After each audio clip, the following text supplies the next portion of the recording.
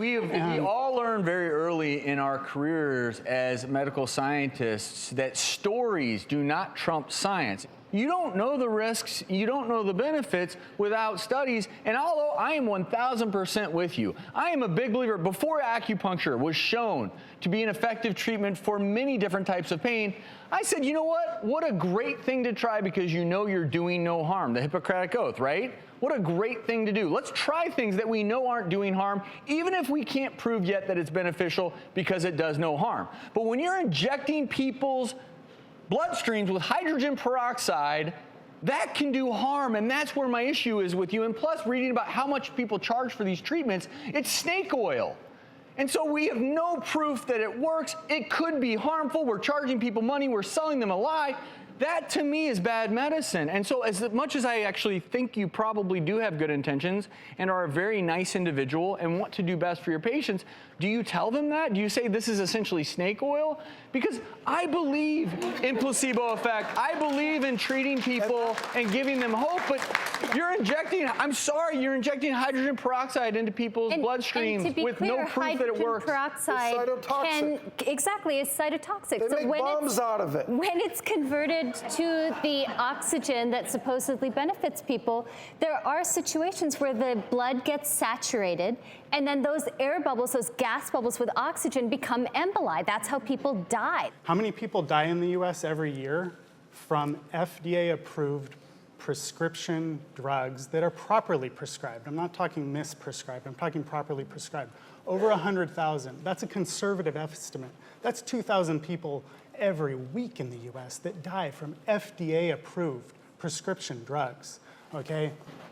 And so, for the record, you will get agreement from us in that regard, too. We're well aware, United States of Addiction, we've been talking about that. Couldn't agree more with that. Two wrongs don't make a right, doctor. And that may be the best. I think it's just one of those things that if your intent is really to do no harm, there is potential toxicity. All medications carry risks, and we completely agree with you on that. But FDA-approved drugs, we know the risks. They're well studied. People can look at a product insert. They can look up online what they're getting into.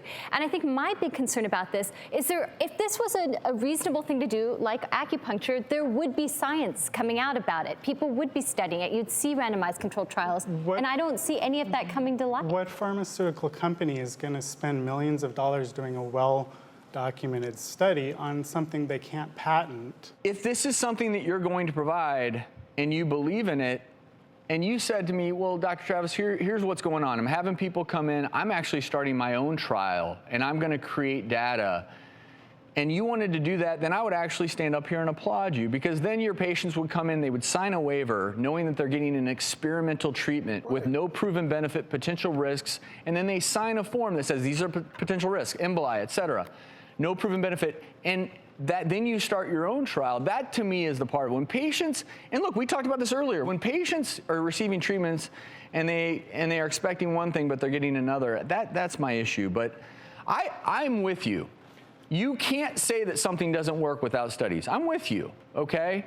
But you can't say it does either without studies. And you can't charge people $100 to $125 a pop if you don't necessarily know, and they're paying out of pocket. Make the argument that just because drugs approved by the FDA are also harmful, that we should somehow buy into something that's not approved by the FDA that can be equally harmful. That's not a logical argument.